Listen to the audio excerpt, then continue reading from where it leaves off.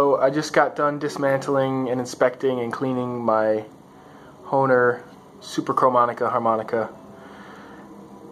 Best Christmas gift I've ever received.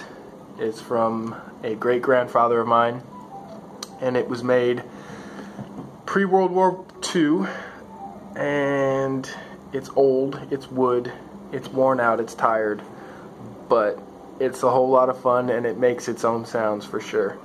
There's some notes that don't hit, some reeds that are worn and shot, but overall it's a pretty solid sound, so let's see what we can do with it.